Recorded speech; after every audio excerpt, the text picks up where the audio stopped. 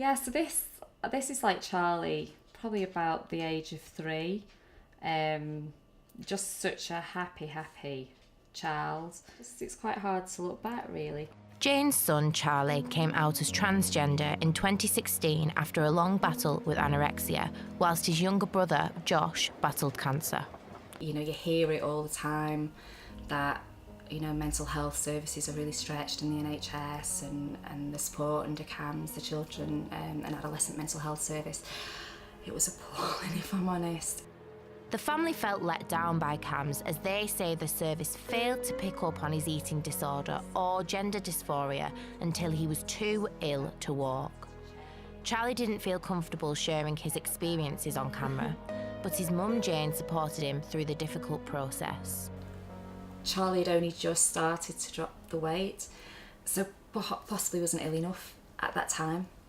Charlie was always saying the right things, well, I'm not really hungry, and I'm just, you know, if I don't feel hungry, I don't want to eat. But almost he knew what he had to say to them to reassure them, and I was sort of sitting there going, no, please, you've got it, this is what I'm seeing. You know, it was only, I think, less than 2 years ago when Charlie was just in the night, couldn't keep sight, didn't feel he could keep himself safe. And we ended up having to just go around to casualty because we were terrified of what was going to happen. But I can't help thinking that if Charlie was helped with the eating disorder when I first noticed the signs, maybe it could have been a really different picture. Having a little boy with cancer was absolutely horrific, but you feel you're supported. Mental illness, I had to fight for my own child, almost. Sadly, Charlie's story isn't unique. Waiting lists are long and accessing help is difficult.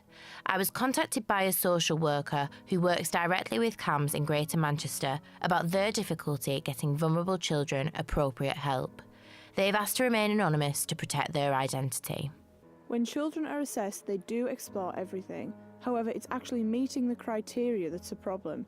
I think as a social worker, if they don't meet the criteria, it's frustrating for both the person, their family and us.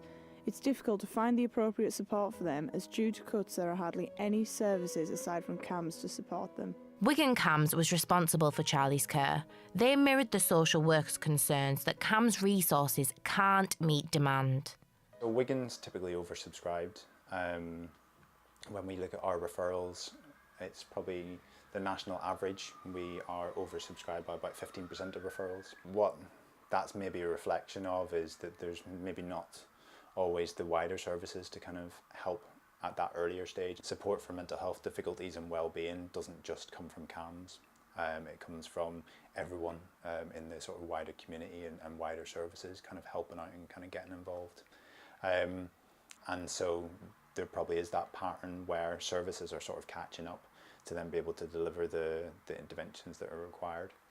However, we need to work better with schools, we need to work more with kind of parents, we need to work with social care to ensure they have the skills. As part of his plan to bring parity between mental and physical healthcare, Mayor of Greater Manchester, Andy Burnham, made the region the first to publish children's mental health data. The data that you published did show that Manchester as a whole is performing above average in terms of the amount of children that they manage to see, but there is still over 60% of children with a diagnosable mental health condition that aren't getting the help. What would your reaction be to that, and what is being done within the region to tackle that? Yeah, I mean, it's scandalous, isn't it? You know, young people, in my view, should always be the priority when it comes to the health service, particularly when it comes to mental health. But actually they're not. If you look at the mental health budget, the amount spent on children and young people is less than 10%. So clearly we haven't been getting the resources to where it's most needed. The Mayor has also launched the Mentally Healthy Schools pilot scheme that aims to prevent children from reaching crisis points by introducing dedicated counsellors into schools. Cannon Sharples in Welly was one of the first schools to be chosen for the trial. It entailed having a CAMHS worker based in school on a regular basis, so say once a week. That would include working with the senior leadership team, the inclusion team, but also doing direct work with children and their families. It had a number of impacts, such as raising the staff's awareness of mental health, the staff's confidence in how to deal with children presenting with mental health needs and what to do, or who to signpost for more specific support. It also as well enabled children, their families, to access that much needed support much more quickly and before those children often reached crisis point. Greater Manchester Combined Authority's emphasis on reforming young people's mental health services appears to be supported by the NHS's long-term plan. The plan's key commitments include investing an extra £2.3 billion into mental health by 2024 and using some of this to improve children's mental health specifically, aiming to support an additional 345,000 children through CAMHS, community services and in education by 2023, and expanding crisis care to help young people who require immediate support. The pledges also include creating a better plan for those transitioning from CAMHS to adult services.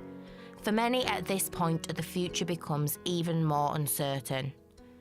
18-year-old Zamira Brown has dissociated personality disorder. She's found the change extremely traumatic. In the first year of college, I had to be admitted to CAMHS through hospital because that's when I had an overdose, so that was my first contact with it. Even though CAMHS wasn't the best, I wish I was back under CAMHS rather than in adult services. I just feel like people think it's either hormones or you're lying. So many kids, especially my age, going through problems and they don't always know how to approach it, or they're too scared of hearing horror stories about services, and it makes them not really want to speak up about it. I think that teachers need to be informed because they're not always the best at dealing with things, and it gets on top of your college work as well, or schoolwork, and then it just becomes a mess. Zamira now faces a 2-year waiting list to get the treatment she needs. And with so many young people like her feeling disenfranchised with professional mental health services, many are resorting to their own kind of therapy. Beth Clegg from Hindley is a former anorexia sufferer, but she now runs a mental health blog documenting her recovery and aims to inspire others to do the same. I started my mental health blog when I was in my recovery, and it was just more to handle my emotions that were everywhere and try and help other people feel like they weren't alone, who might be going through similar things, similar problems. And it always starts off, usually, each post starts off with maybe a negative feeling that comes with mental health or around the stigma of mental health, but how it has a positive, how it turns into a positive and leaves a positive message with people. And it's not just through social media that Beth manages her recovery. She's found a supportive influence overseas. I actually have a pen pal from Norway who I've been writing to for just over a year, maybe 2 years now. She messaged me on Instagram through my recovery account and said that my blog was amazing, please keep writing. She messaged me and she was like, I do pen paling with people all over the world, and I was like, I never thought of doing something like that. And she writes me handwritten letters with loads of stationery in them, and they're like parcels almost, they're so beautiful. And it takes your mind off everything, because you take half an hour to an hour writing a letter about different things and answering these questions and finding and listening to the music that this person sent you, and it's beautiful. It's really nice and natural. Whilst there are still deep-rooted issues within young people's mental health services, there are people working towards reform. But what's clear is, with early intervention and more support, young people struggling with mental health in the future can get better. I think although we're a long way from what we would expect us to be normally, we are in a much better place than we were sort of 5 years ago.